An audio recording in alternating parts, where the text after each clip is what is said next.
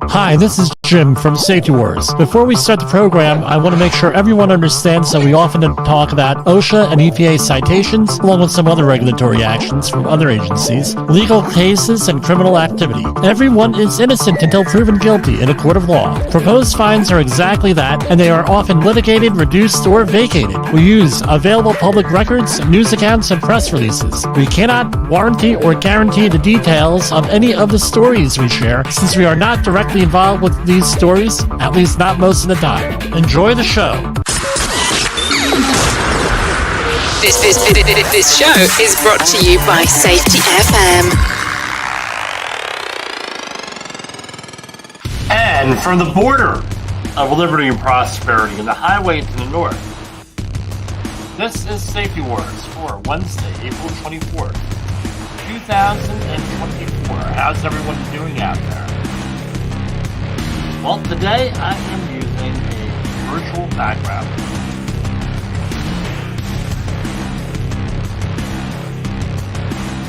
We're doing some work behind me.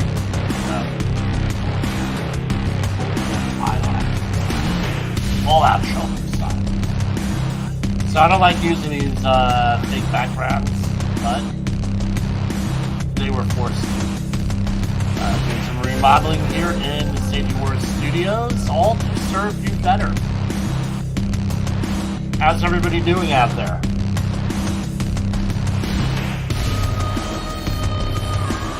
You'll notice some changes. We're doing the full high-cuts control, maybe. And that's what's going on. Well, we've been off the air for a couple of days. We had a lot of stuff going on. Emergency things, constantly, illness, you name it, we've had it. Everything going on here. So what are we talking about today? It's going to be very simple. OSHA News and Views. We came on a little bit earlier to the YouTube platform. We're going to be going and pre-recording some stuff. If you're on the Safety FM side, this is all going to be pre-recorded. On the video side, we're doing this on YouTube, and then we're releasing it again on all the other social media stuff later on today. A lot of stuff going on there. I'm just wondering why, and it might be, this is a religious holiday week up for us up here in New York. It was a Passover week and a blessed Passover, or whatever the appropriate greeting is for this week. New York was off for 3 days. Now, what's basically going on here?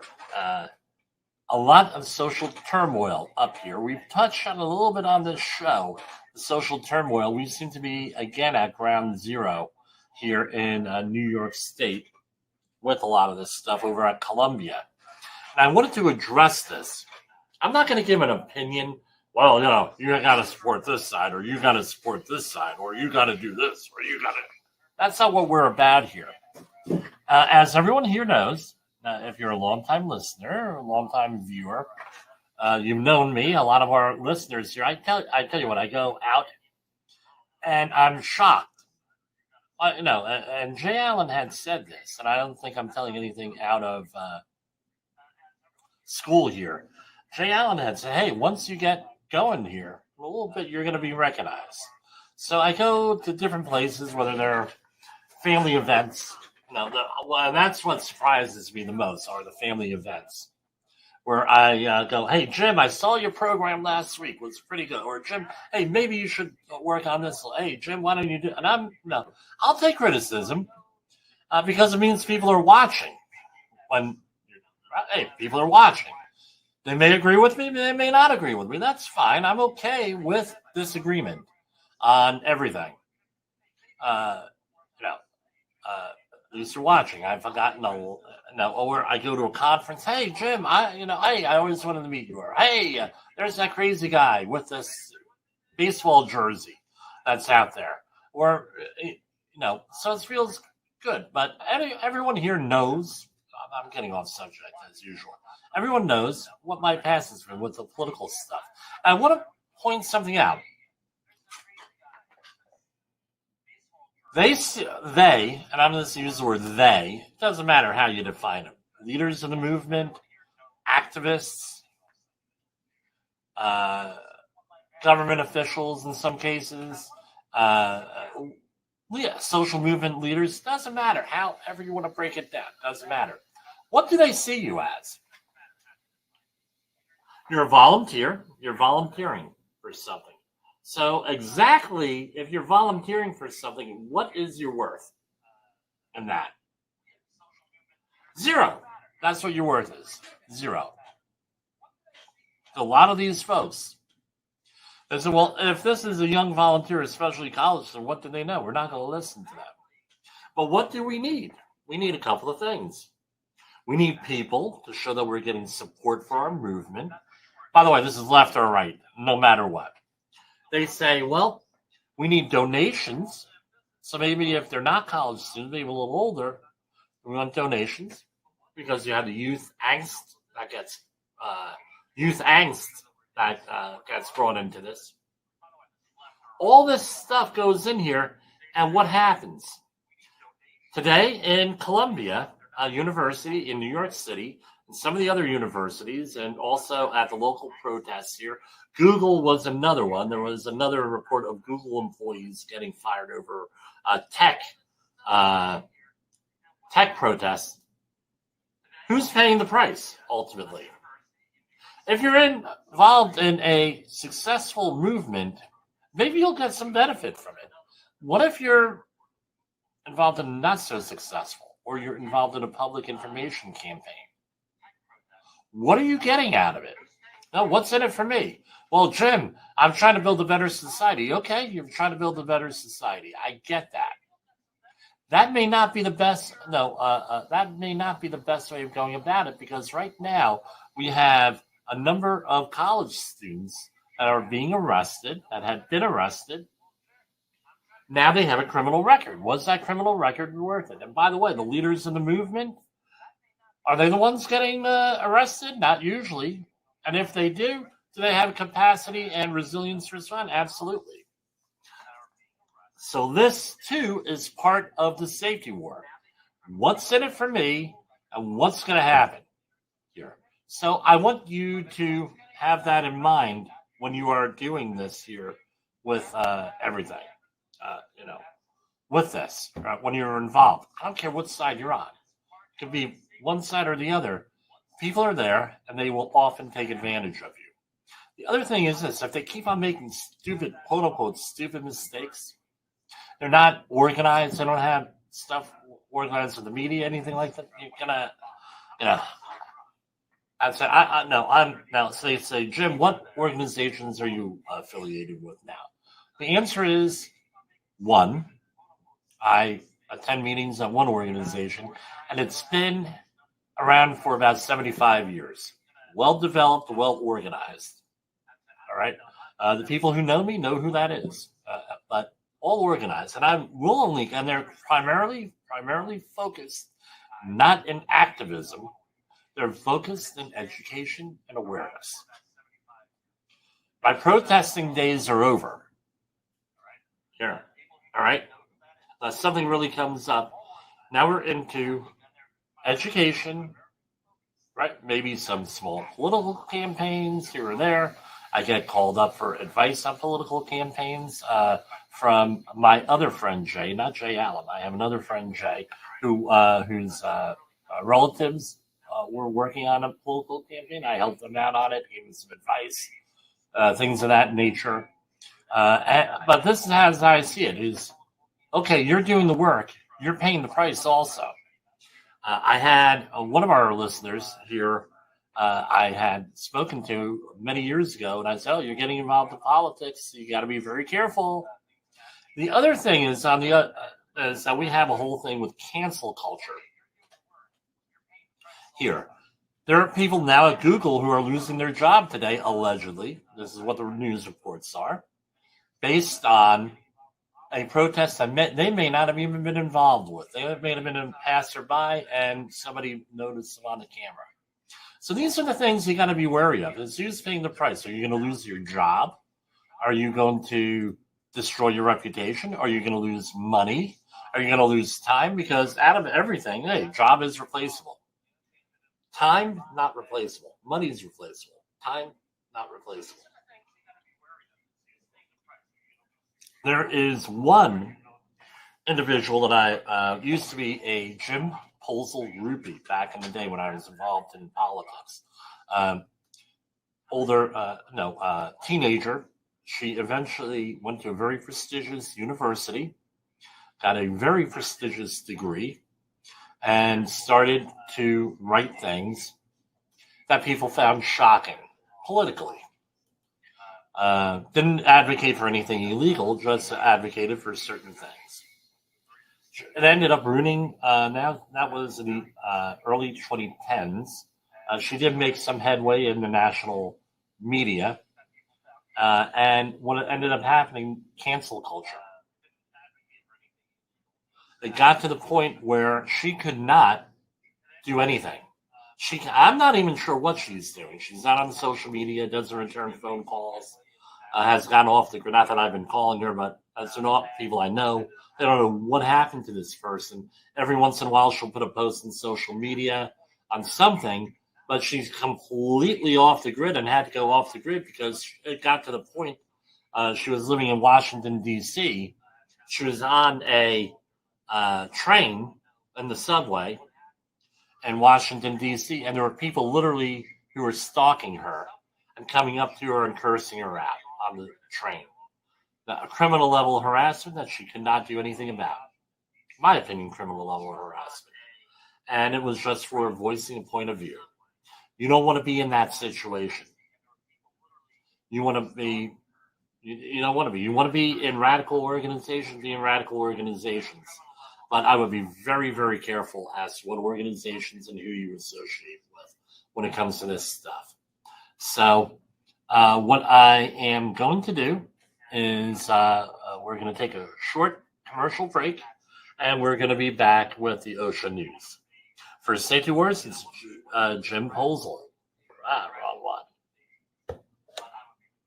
Is your safety training old, stale, and hackneyed? Is your safety trainer still preaching a warped version of behavior-based safety? How about safety training that actually addresses your hazards in your workplaces and is not standardized baloney from 25 years ago? Contact the Safety Wars team at safetywars.com or call Jimpoesl at 845-269-5772. Remember, if you're receiving this message, you are the solution to unsafe workplaces. So recently, comment on that last commercial there. Learning is vital. We had a conversation with a new client yesterday, and the client had pointed out to me that they were pursuing HOP. It's interesting to me for my technical ability, but they're pursuing HOP, but they're going to include me in their implementation of it. So I was under the impression based on some pre-interviews and pre-talks, pre-meetings sort of thing, that they were not not pursuing human or organizational development and performance. I'm sorry. And the person on the phone said, "Hey, we're doing human organizational performance. Have you ever heard of Todd Conklin? Have you ever heard of Jayallen? Have you ever heard of?" And they went through the whole thing, and I said, "Well, yeah, well." And I said, "Yeah," and they said, "Well, yeah, well." I said, "You do realize we're on the same network?" He says, "Yes, someone mentioned something about that, but I said, "Okay." So if you're interested in working with us, 845-269-5772. And the reason they gave for that is that they were not, that behavior-based safety was not making it, and they're tired of banging their head against the wall again and again with behavior-based safety. And I said, "Okay, great. And again, I make a little joke here that they're in occupied territory. Yeah, it is occupied territory, believe me. If you grew up with behavior-based safety and you've invested a lot of money in it and a lot of time and a lot of effort, a lot of employers, a lot of people don't want to say that they made a mistake, so they continue to do the same thing over and over again, which is insanity, as Einstein said. Department of Labor, again, cites Hanover Foods for exposing workers to dozens of safety and health hazards, proposes $761,000 in penalties. Again, everyone is, and I made a mistake, I mentioned the name, everyone's innocent until proven guilty. Everything's litigated, vacated, negotiated on downward, usually with these things. And no, this is just what the proposed are, not what the reality is, what's going to be at the end. The U.S. Department of Labor has again found a company, a large food manufacturer with a history of hazardous workplace safety practices in violation of dozens of safety and health hazards at one of its facilities. The producer of glass pack, canned, frozen, refrigerated, freeze-dried, and snack foods products under a certain brand, as well as other private labels, also operates 8 other manufacturing plants, including 5 in Pennsylvania and 1 in Delaware, 1 each in Delaware, New Jersey, and Guatemala. In October 2023, inspectors with OSHA opened an investigation at this plant in Pennsylvania in response to a complaint alleging hazards involving the company's handling of highly hazardous materials, including the Process Safety Management Program. Now, at 70 violations, over $750,000 in fines, repeat violations. All right, so here we have, and again, this is one that you have to go and you have to bookmark, because it says more than 190,000 illnesses and approximately 50,000 deaths annually related to chemical exposure. We're going to click on that before we get into the thing. And, so this is their website here, a toolkit for employers and workers. American workers use tens of thousands of chemicals every day. While many of these chemicals are suspected of being harmful, only a small number are regulated in the workplace. Who's been saying that for 30 years? I don't know.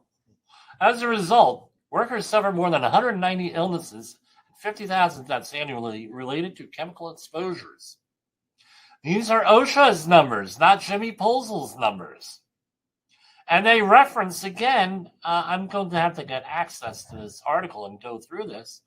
Green chemistry, this is from the NIH.gov website, so I'm allowed to share it. It's not copyrighted. Google, not copyrighted. YouTube. This article, not copyrighted. Facebook. This article summarizes the University of California's chemicals policy. This is from Green Chemistry in California, a Framework for Leadership in Chemicals Policy and Innovation, article by Michael P. Wilson, Daniel A. Chia, and Brian Ehlers. I'm sorry if I destroyed your name on there. All of them from allegedly the University of California, Berkeley. This article summarizes a University of California chemicals policy report commissioned by the California legislature. The report makes the case that long-standing weaknesses in TSCA have produced a flawed chemical market in the U.S. that undervalues the hazardous properties of chemicals relative to their function, price, and performance. These market conditions have dampened industry interest in cleaner chemical technologies, such as green chemistry. A new U.S. chemicals policy will need to improve the flow of chemical information. And all this stuff here, now we have our citing here and everything else. So OSHA this is what they have said, is this. Now, my commentary, 190 illnesses, 50,000 deaths. And again, if you want to go to OSHA tomorrow, they are having a web stream because the 28th is on a Sunday, but they're having a web streamed on YouTube, their Workers' Memorial ceremony. So go look that up on OSHA. That's a really good thing. All right. So American workers use tens of thousands of chemicals every day. And now, we always hear, and this is what my issue here is today. This is my rant. My rant is that we always are hearing about OSHA, 5,000 workers die every year in the workplace. Okay, that's based on the 300 logs and some workers' comp data and all the other stuff that we know. But here we have 50,000 deaths. If you listen to the AFL-CIO, they placed the number at about 120,000 deaths. I don't know where the number lies, but when you have the low end, 50,000, I think, what do we have to celebrate here? That's 55,000 deaths a year. Now, I'm going to go over here, and I'm going to go to Google, number of people dead in Vietnam War. All right, there are 3.8 million casualties in the Vietnam War between everybody. What about the American total? Is the American Civil War? Blah, blah, blah. Okay, I'm not in. Okay, war fatalities. This is according to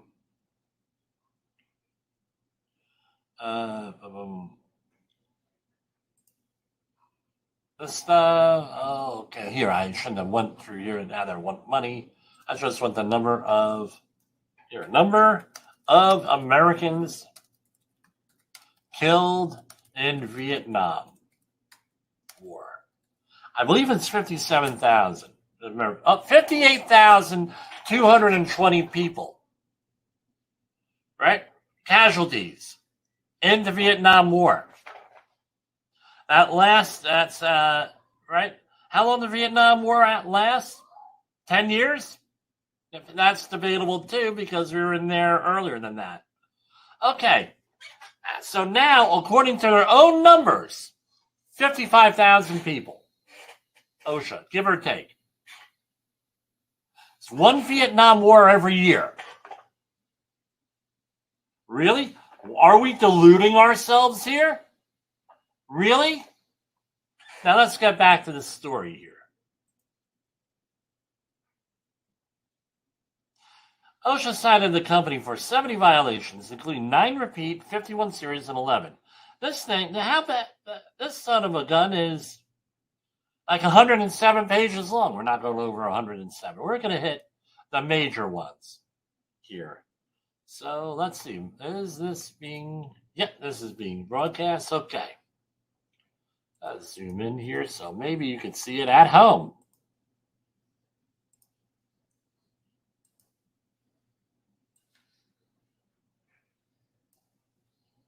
All right. Perhaps you can see it at home now.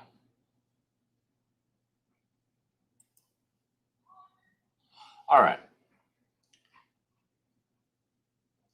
So this is all under the Freedom of Information Act. And let's see here. I get it. OSHA, I get it. All right. We're going to zoom on down here. Citation 1, Item 1A. Process Safety Management Violation. 1910-119.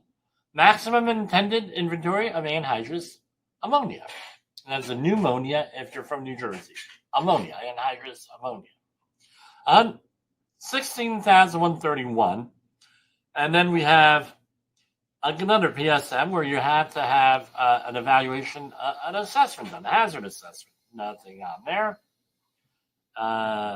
Again, all related to process safety management, a whole bunch of stuff. And again, there's 105 pages. We're not going through 105 pages. Okay, here we go. Citation 1, Item 4A. No training in process safety management. $12,676.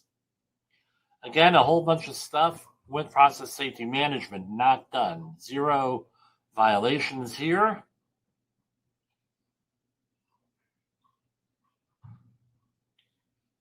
Here we have the next one. Type of citation 1, Item 6. Type of violation serious. No correction and deficiencies in equipment that were outside acceptable limits. What do we got for that? $16,131. Citation 1, Item 7, serious. Another $12,000 for no written procedures. Great. Citation 1, Item 8A. The emergency response plan did not address, to the extent not addressed elsewhere, personnel roles, lines of authority, and communication. This is the whole thing with you have to have an org chart. And also, when you're dealing with highly hazardous materials, I'm going to speculate and say you probably need to have a really robust EAP, emergency action plan, or this might be a 1910-120 type of cleanup possible, or response, right? Something here. Again, we talked about yesterday with somebody who I was on a conference call, specifically on the Uvalde school shooting, with breakdown. Not Jimpoesl saying this. This is the investigation saying this. That and the incident command system, right? Now we have citation 1, item 8B. Again, stuff and with the process safety management. The plan did not address, to the extent not addressed elsewhere, emergency recognition and prevention. That was 0. Here we have a big one. What do we got here? Citation 2, item 1A, a repeat violation, 1910-119D2ID. Information concerning the technology of the process did not include safer upper and lower limits for such items as temperatures, pressures, flows, and compositions. So you got to have that. What's the safe upper and lower limits? That was $88,721. Citation 2, item 1B is 0. But again, process safety management issues. Citation 2, item 2, this is a repeat. No emergency response plan for the entire plant in accordance with 29 CFR 1910.38, but they cited them under the process safety management standard. That was serious, and it goes into lurid detail. Up to letter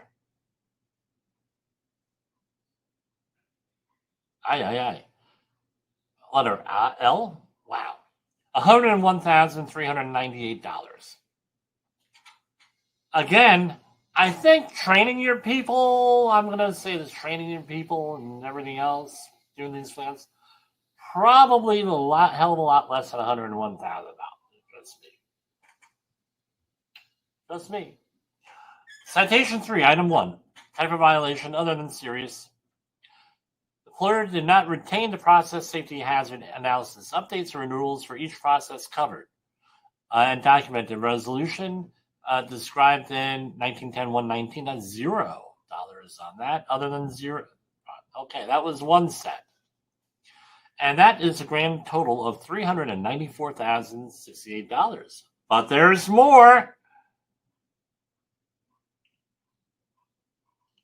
Next set of citations, probably at another facility a couple of days later. Here we have citation 1, item 1, general duty clause violation. All right, and let's refresh our memory. You need certain things for a general duty clause violation. And those are, let me pull it up here.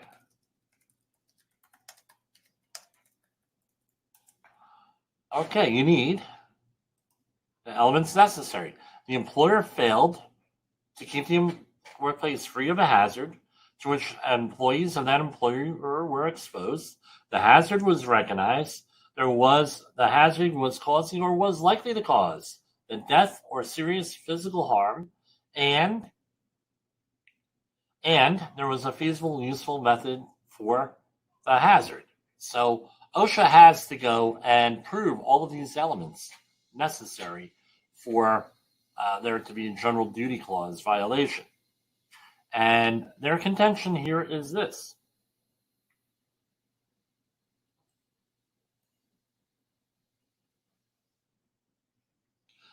Okay. Pallet storage rack system used to store motors and other replacement equipment was not anchored to the floor. Again, when you just can't throw up a rack, it's got to be anchored somehow, and that also likely includes a pull test to make sure that the concrete that you're drilling it into, or whatever you're drilling it into, right, especially concrete, could actually support that load. All right.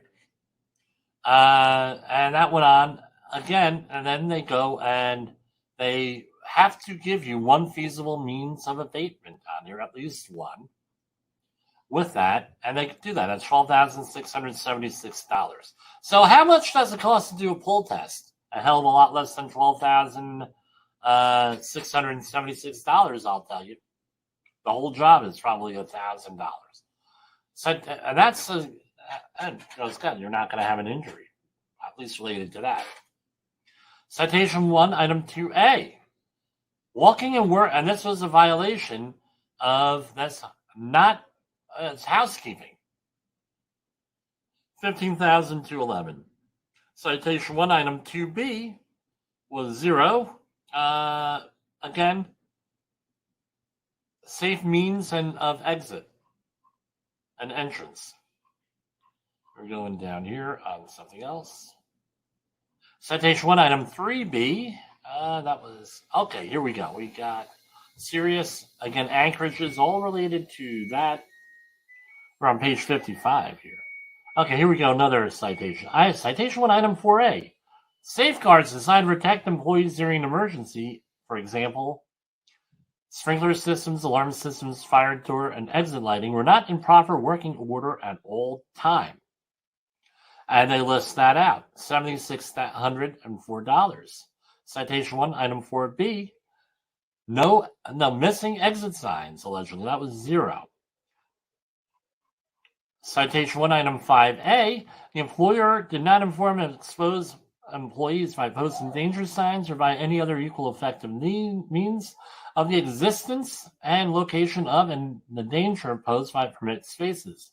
1910-146 C2, $12,676. Citation 1, item 5B. The employer did not provide at least one attendant outside a space, confined space. That was 0. And more confined space entry violations. That's general industry, not construction. Again, it looks like a training thing and a training thing, right? Why would anybody who knew this just not do it? Powered industrial trucks, citation 1, item 6.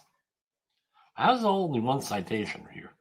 Powered industrial trucks, and found to be in need of repair, defective, and everything else, broken equipment not being used. $7,604. Citation 1, item 7. $16,131. No machine guarding and a auger of some sort related to food.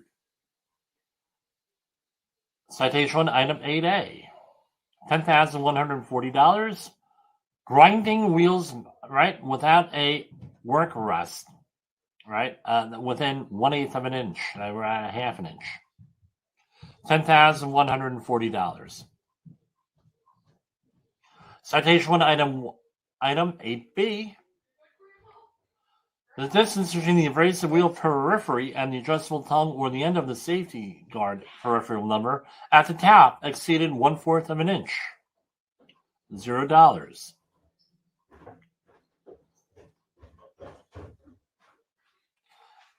And hold on, I gotta hit mute here for a second here. We're gonna go to commercial break again.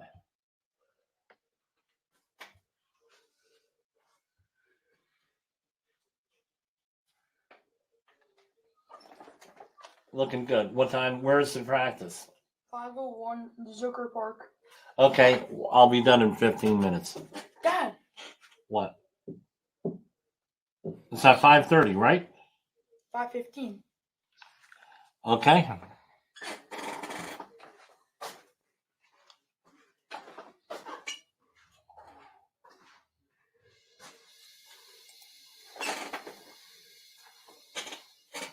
Okay, we're going to finish this out, and then that'll be it for this evening. It's a shortened broadcast.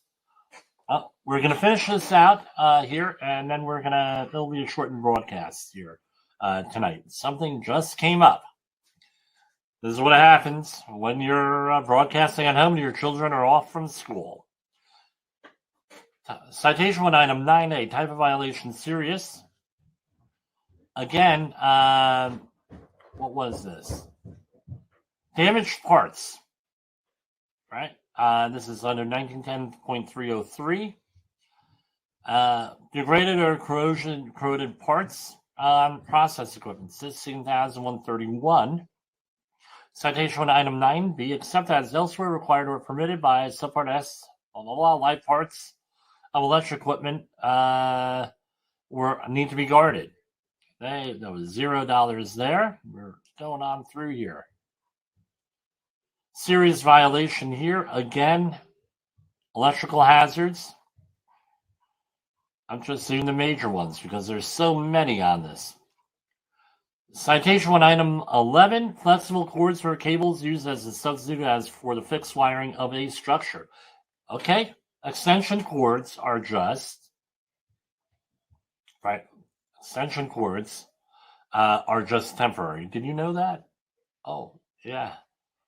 They're just temporary. You need to have fixed wiring if it's, they're $10,140. Citation 2, item 1, repeat serious. Again, a housekeeping issue. This is a repeat housekeeping issue. $76,054. Again, and it's a pain in the neck to document whether you're certified that abatement there. Citation 2, item 2A, a repeat violation, $63,000. Again, exit routes are not arranged so that the employees do not have to travel toward a high hazard area, nor was the hazard effectively shielded by suitable partitions or barriers. Going on and on. Citation 2, item 3, repeat serious sprocket wheels, which were not 7 feet or less above floors of platforms, were not included. $38,022. The next one, exit signs not illuminated, and that's a repeat violation. $2,530. Citation 4, item 1, lockout devices, other than serious, not used for lockout and tagout purposes, $0. And we'll go through here until we get one.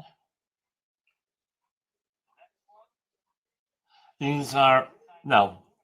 On that set, the grand total was $317,108. A lot of stuff going on here. And we have a number 3 here, right? And this was on another occasion here. Citation 1, item 1, serious.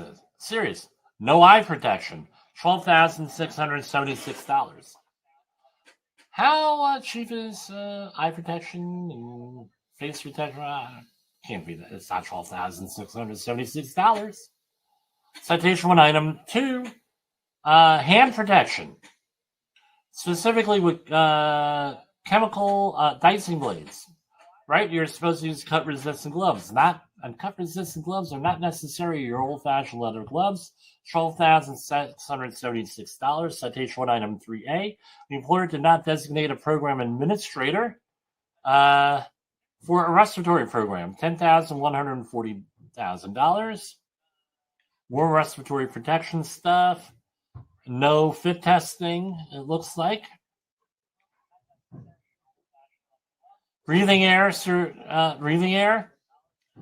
did not meet the requirements for grade D. Certificate of analysis, right? You need for those. That usually ends up in the garbage. Citation 1, item 4A. Housekeeping, $7,604. Citation 1, item 4B. Enclosed workplaces were not so constructed, equipped, and maintained as to prevent the entrance of harbor. So they have animals here. No money on that. Here's another one. Citation 1, item 5A. HASCOM.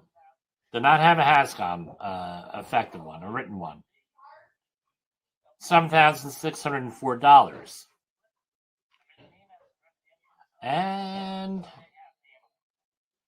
that's what we got there. So that's how you get there to that number. Right? So what's the moral of the story here, fellas and ladies? I go back to that old movie, right? Liar, Liar, Jim Carrey. How do you avoid having these problems? How about you obey the law? Number one. Number two, have a commitment to your employees, not to get them hurt. Right? And we're going to cover more of this later on Safety Wars. This was a truncated broadcast here, and I will get to everybody later on. And I will see you tonight for Safety Wars. This is Jimpoesl.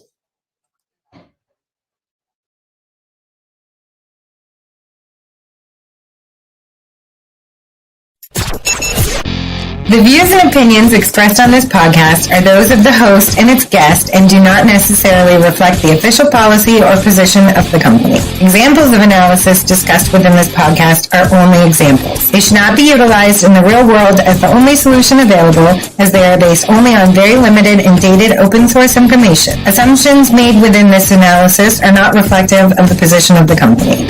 No part of this podcast may be reproduced, stored in a retrieval system, or transmitted in any form or by any means, mechanical, electronic, recording, or otherwise, without prior written permission of the creator of the podcast, Jayallen.